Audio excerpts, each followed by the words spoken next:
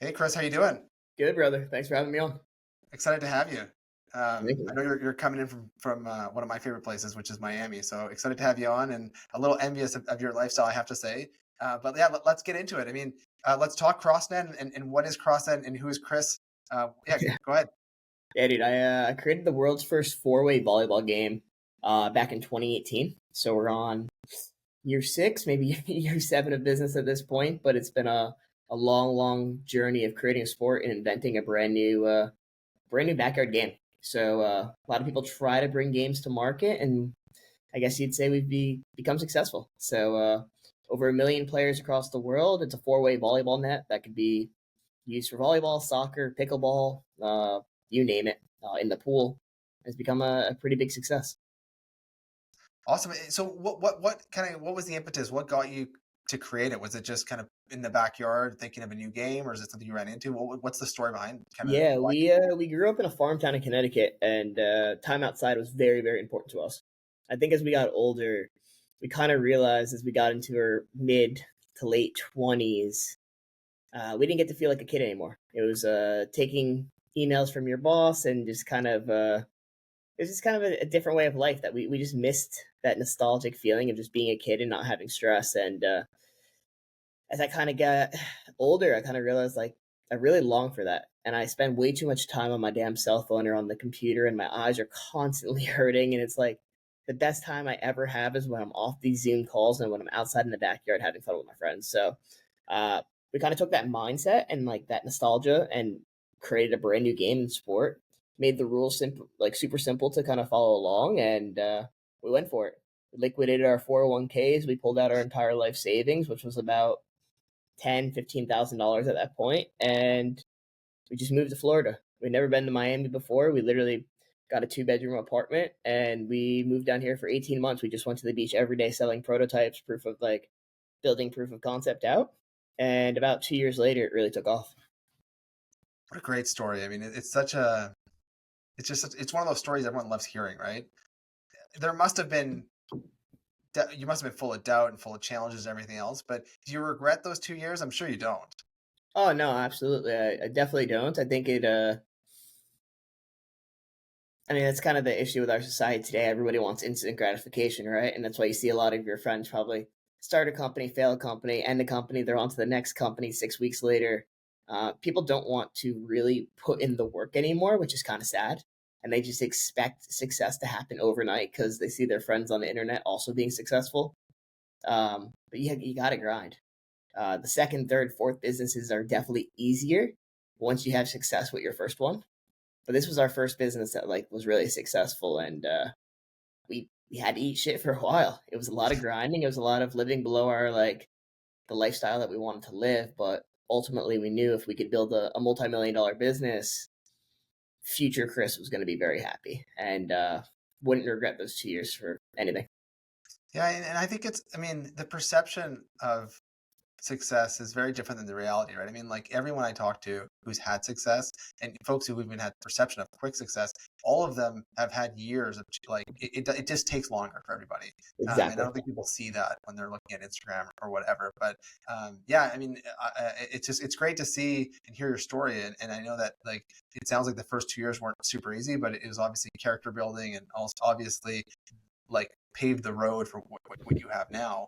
But I do feel like you did have some early success. Like what was the reception of the product even in those early days, and what did early success look like back then? Yeah, dude. People loved the game, which was always good from the rip. People enjoyed it and had a great time with it. For us, it was just like pretty much like going back to college. We didn't have the Facebook advertisement knowledge. We didn't know what made a good ad. We didn't know how to build a website. We were learning all from scratch, so we constantly were probably just getting in our own way. But it was learning. It was a learning process. We also weren't flushed with capital. Not to say that we are now, but it's a little bit different when you're spending $42 a day on Facebook ads instead of spending $9,000 a day, right? Like, we were very slow and meticulous about it. We didn't have a lot of inventory, and it was more like, can we sell back 100 units and buy 200 more? And so it was a slow grind, but everybody loved the product. And eventually we had our first viral video pop off, and that kind of changed the direction of the company. And that was about 18 months into things when we went from like 87 grand in revenue to like 2.5 million. Wow. And what was that video? Like what was it intentional? Was it just kind of an accident? What drove Yeah, that? dude, we were product seeding to people on Instagram that were like professional volleyball players. And I'll never forget, this guy from Latvia had reached out. He was a pro volleyball player. I told him, hey, I'll ship it to you for free, but you got to pay the shipping. And so he paid the shipping. And about 4 months later, I woke up to this crazy, crazy video. Had millions of views on it, thousands of comments, and our Shopify store was going crazy. And it was all because of this one Wow. ad that wasn't an ad. It was just a sick like UGC video. And yeah, that video alone is we probably put a couple $1 million behind that video. Wow. Historically, it's done so well for us. That Super kind of cool. changed the direction of the company. Was one random guy that we changed the sent a product to, and put up enough shots, you end up getting lucky. Yeah. Well, I mean, there's different kind of degrees of being lucky. I think that one, you can call it lucky, but you can also just call it like, you coming from a good intention, you're running a good strategy. It was eventually going to pay off, right? So Yeah, exactly. awesome. So early success in those days was kind of like catching that viral video and just kind of like getting to a certain level in sales. I know that the business has grown and you kind of transitioned a bit more into retail. And that's one of the things I wanted to really kind of lean into is your strategy around retail. I know that I think I read somewhere where you're 40% or more now of your volume in retail. So yeah, I just wanted to kind of double click there and get your kind of like thought on what were you thinking about back then about retail? What ultimately got you to make the kind of the move into retail? Yeah, I mean, I think the biggest thing for us was like we were inventing a new sport, right? So it needed to become legit.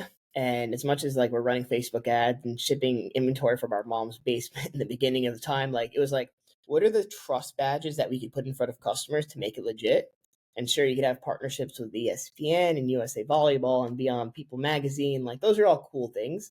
But there's nothing more legit than walking into a store and seeing the product sold there. Like that just validates every entrepreneur's dream. Like I built something from scratch, I got it onto a retail shelf, and it actually moves. So our first partnerships were with Shields, which is like a Midwest store. They have like 34 locations, maybe probably more at this point, but they were our first partner. They trusted us and took a leap of faith with us with 2 locations. And we ended up going nationwide with them. And shortly after, Dick's Sporting Goods and Academy Sports, then Walmart and Costco and Sam's Club. So yeah, we're in about give or take 5,000 retail doors right now, and Wow. it's a really good part of our business. Really strong. It really validates Crossnet.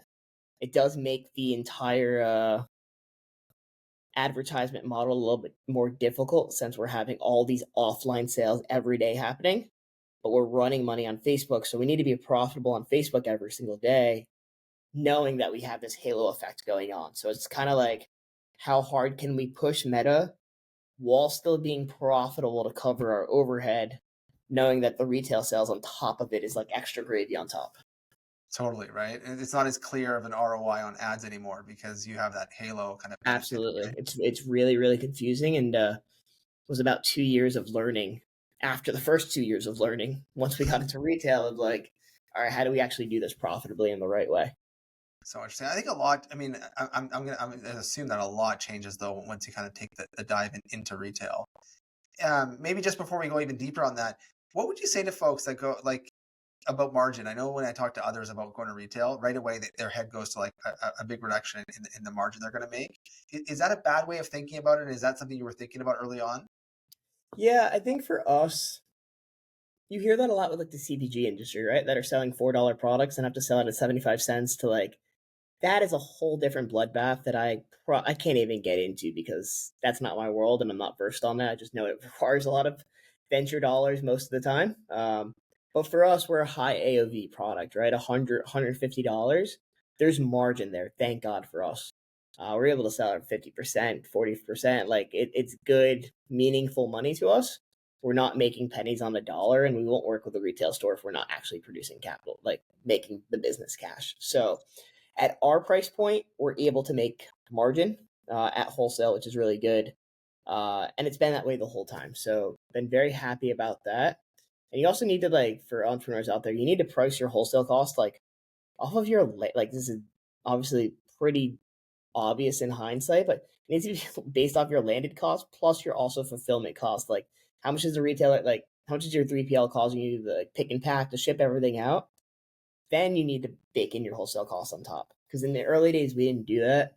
And we lost out of a lot of margin that we thought we were making, but we really weren't. Got it. It sounds like you've been so willing to learn through all this, and it seems like that's probably one of your superpowers and what's driven kind of the success.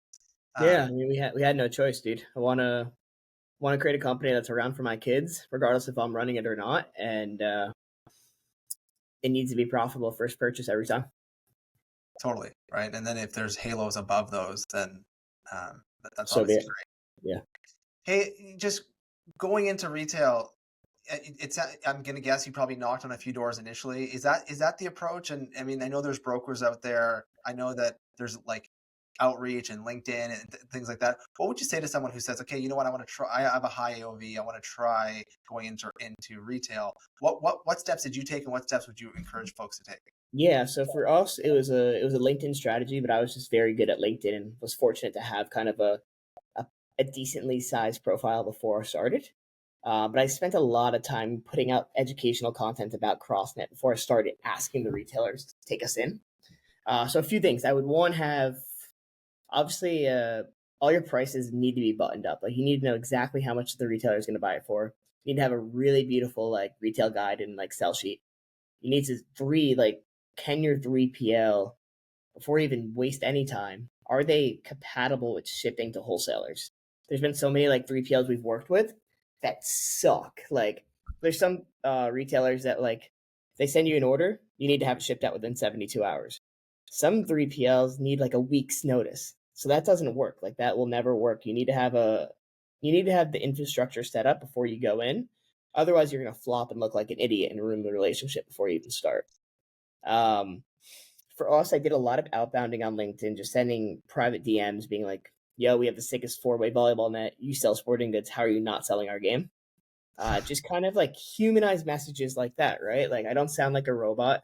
Um, Maybe I'm not the most polished, but I think it stands out because every LinkedIn DM you get is like super super formal. It's like a robot sending you a sales message. Mine's like, "Yo, why are you guys not selling Crossnet?" And it like makes you think like, okay, what is Crossnet? And from there, I've handled give or take 95% of the relationships for the company. I think it's good from like a founder perspective to really paint the story, why it's so important to us. If you just have like a normal sales broker in there, it doesn't build that rapport. And we've been able to grow with our stores, which has been really nice from the small volleyball company to the company that now has 10 different products on the shelves. So we've built this relationship with with the retailers, which is nice. And the best thing about it is like, of course, we'll stub our toes, but we're making full margin. I'm not giving 5% up. I'm not giving 10% up to a sales broker. So I would only work with the brokers personally if one, you don't have the bandwidth or the sales knowledge, or you just might not be an extrovert type of founder who's good at having conversation and building rapport with people. And if that's not your strong suit, 100% work with a broker. But for me, I was kind of good with building that rapport. Well, and you were already on LinkedIn, right? I mean, there's millions of brands on Shopify.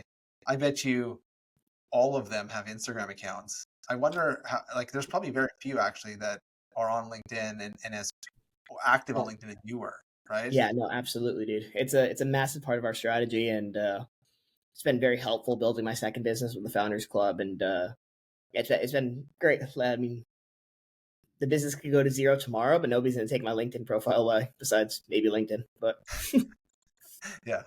Um, it's just interesting. So if you're talking, I mean, you talk to founders all day long, right? But is LinkedIn something you're telling them to get on and focus on early on? Because immediately, dude, yeah, immediately, like the if you care about getting your product into retail, the retail buyers are not hanging out on Twitter. I mean, they have their private family Instagram accounts, but it's pretty damn weird if you request them on Instagram. Like LinkedIn's the one place that you can socialize with these people. And if I flip the switch and like put myself back into my corporate day jobs, like I'm working a 9 to 5. I might hate my boss. I might hate my job. I may be very bored. LinkedIn was the one social media that was like accepted. because it looked like I was working, but I was actually enjoying my timeline, right? So if I could put content out there that seems enjoyable, that seems fun, it's a win-win because I'm providing the buyer, hopefully my future partners, with good, fun content.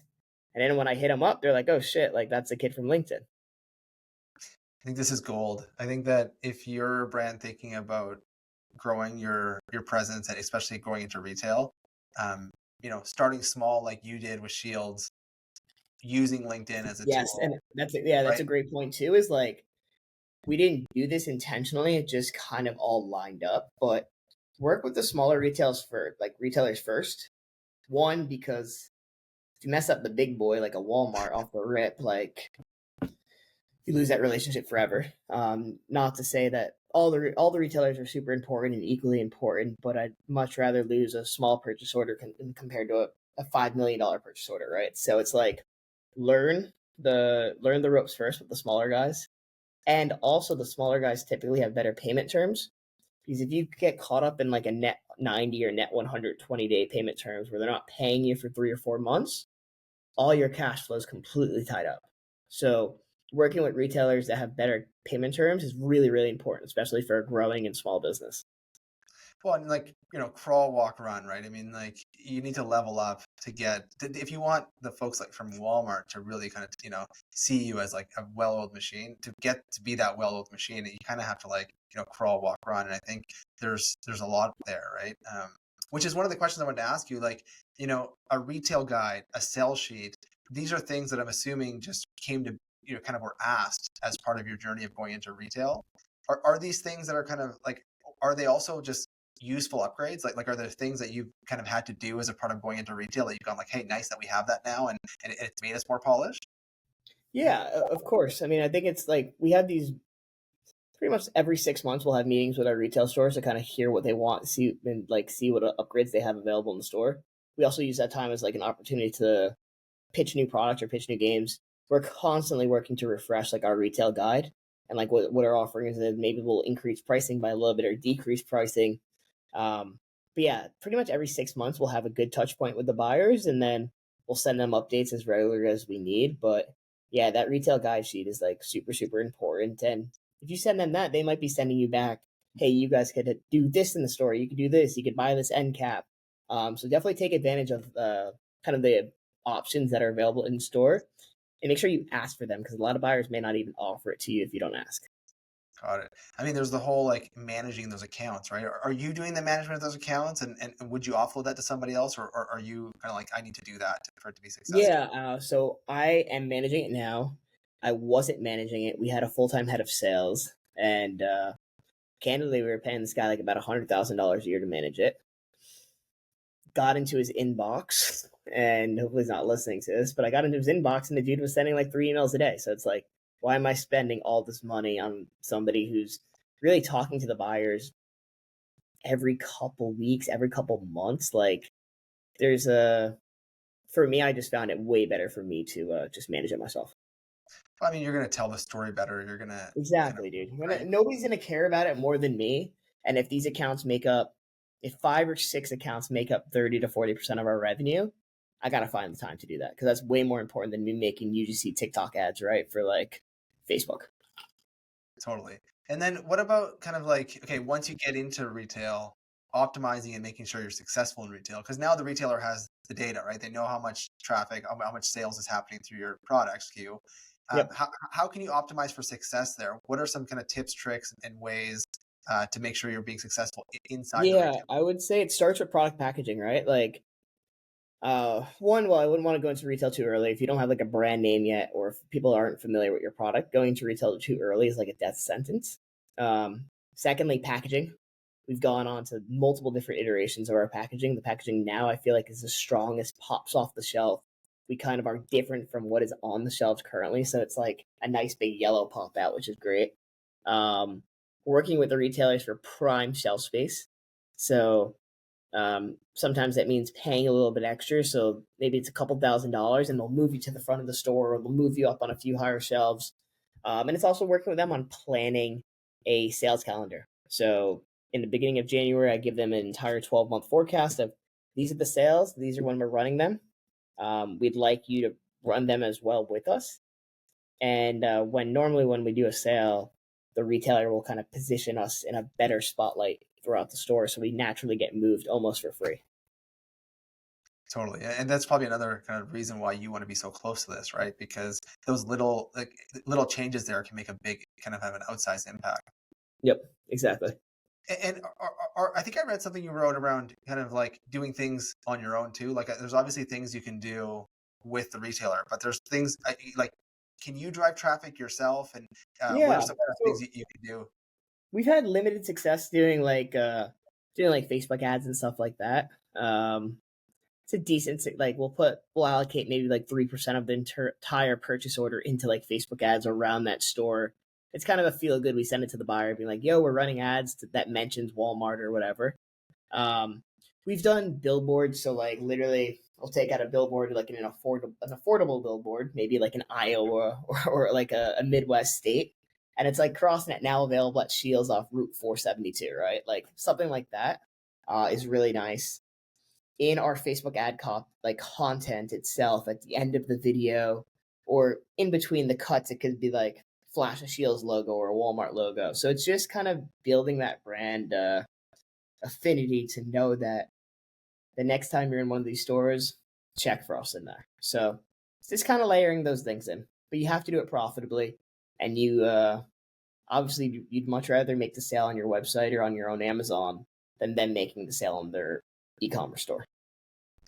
Totally. And I feel like this is related. Like what's your thoughts on geo-targeting? Because I think that the closer you get to the customer, the more like if you know they're in one of these stores, why not do like a bit of a reminder about your brand, that type of thing? Oh, What's your absolutely. views Yeah. on Yeah, we used to do a lot of geo targeting, especially when we rolled out to Walmart. We were kind of doing like these sub geos, and then we also switch it when it becomes like August or September, where the rest of the world is like the northern hemisphere is kind of a little bit cold, getting into fall.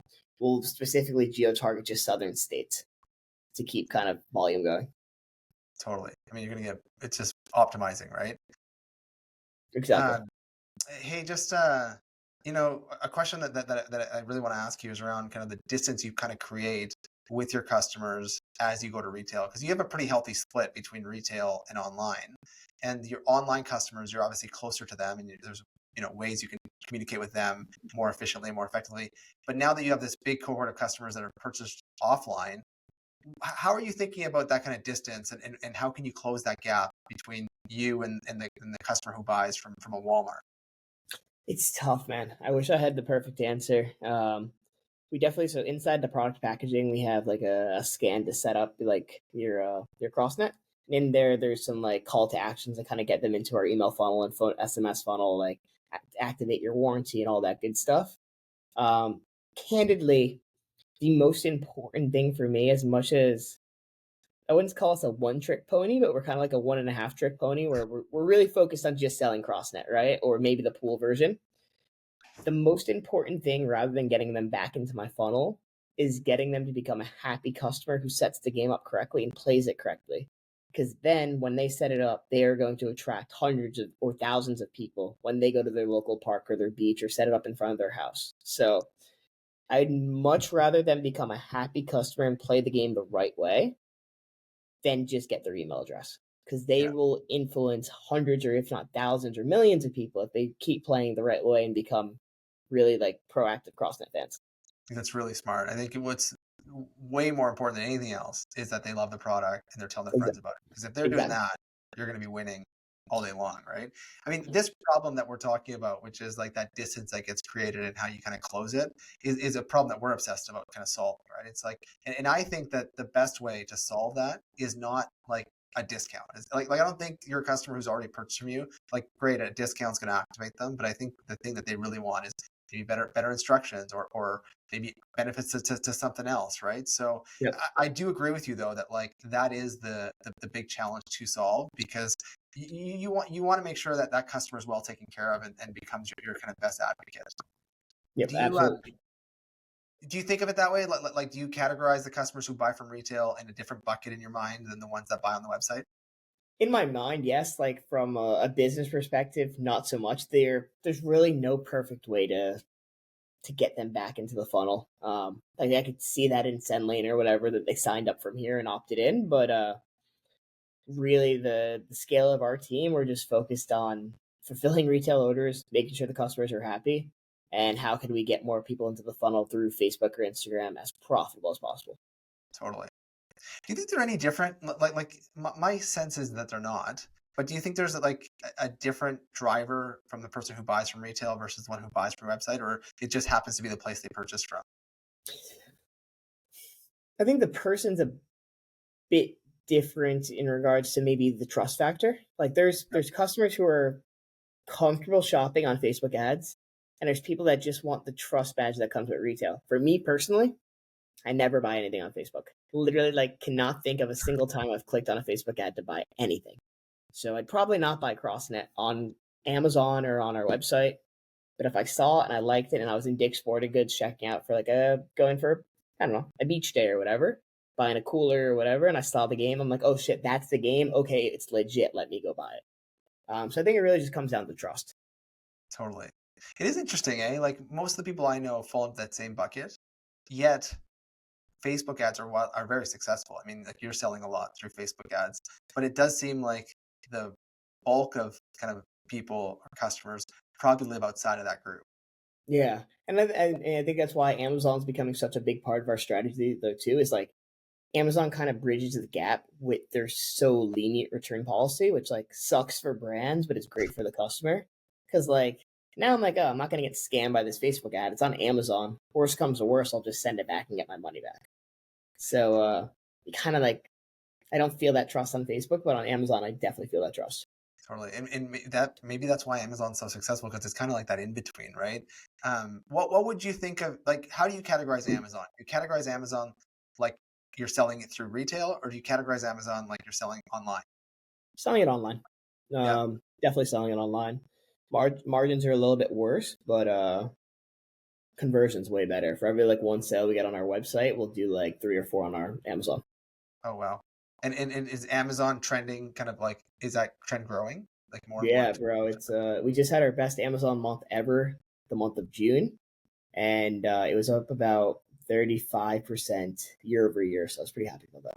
Oh, I mean, you got different channels running, right? You got in store, you got Amazon, you got your own online. So it sounds like you're doing things right. I think part of it maybe has to do with your AOV and the margins you have, but also I think it has to do with your ability to learn and like think through the stuff and like Yeah, iterate. So exactly. Yeah, there's a lot of different ways for us to make money. Just needs to make sure that every way is doing it the right way and profit. super cool. Well, hey, this has been so good. So like your strategy, I'm sure has changed. I'm sure that when you kind of like were running around the beach selling to anybody who's at the beach, you were Yeah. thinking about your business a certain way, and now you're thinking of it totally different, especially through this large transformation to retail you've done. What would you think, like, what would you say to somebody who's kind of like a bit behind, like a few steps behind you on what your strategy is now and what you've learned? Yeah. I would say slow down. Like you don't need to do everything in the next 2 weeks or 2 years or 2 months. Like good businesses take a long time, especially if you're not venture backed and you're doing this for yourself. Like understand like what's really important. A lot of the time it's not chasing top line revenue goals. It's about putting profit in your pocket. And for us, like we had to do a complete downsize. We went from like 25 employees down to like 6, Oh and wow. revenue kind of stayed flat. So it's like, all right, what did we do with that $1 million? Like, all right, we invested into product, we got more inventory, we paid ourselves more. Like, um, I'm not running a charity, right? Like, I created a business for myself to make money and to become financially free. And if we're spending money on stupid things, like that gets me further away from my goal. And that's just like as honest I could possibly be. So, uh, slow down, do less, and you'll actually see more happen, I think. I think you do a great service to folks by being so candid, right? I mean, this is the way people think in their minds. And, there's millions of people that are selling things through Shopify, and the last thing they need is people who are not candid, right? So I think your feedback I and appreciate suggestions it. are great. That leads me to kind of the last question I want to ask you. So, like, tell us about the Founders Club. What is it? How do people join? Yeah. Nice, dude. I appreciate asking that.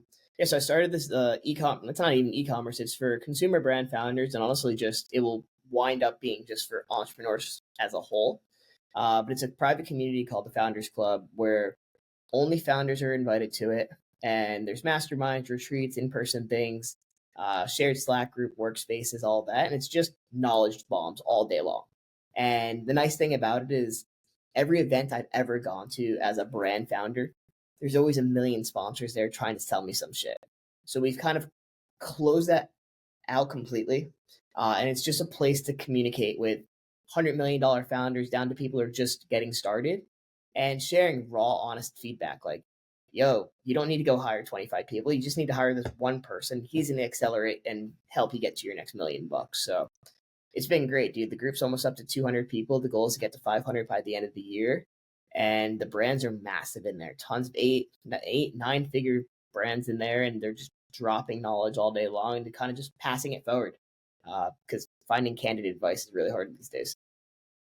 Super cool. I think what you're doing is great. And I think the whole trend towards smaller brands getting, their products right in the hands of customers, and like the whole thing is great. I mean, like the days of, when my grandma used to go to the grocery store and have 3 options and those were the only options she ever had. I think those days are long behind us. So the world, like the future's cool brands, great founders, people sharing information. And I think you're right in the middle of it. I appreciate it. Yeah, man. Chris, thanks so much for being on. Anything you want to kind of just say in kind of closing, or any final suggestions you'd have to any of these brands? Yeah, I think just get started and figure out your why. Like, is it to become a billionaire? Is it just to not work that shitty job that you used to work? Is it to make new friends? Like, figure out your why and just get started, because the worst advice, like the worst feeling is going to be when you wake up and you're 60 and you tell your kids you never tried. So just get started. There you go. Awesome, man. Thank you so much. I love it. Thanks, bro.